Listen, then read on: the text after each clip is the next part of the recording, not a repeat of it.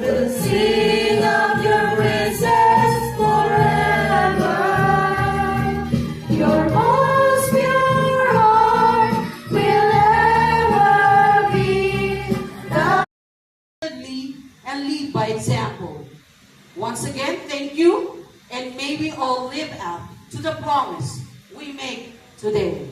Please raise your right hand. I will call first the officers. The President is Ferdinand C. Parol. The Vice President is Michael Diazanta. Secretary, Jonalie Ditor. Rhea Castro, Treasurer.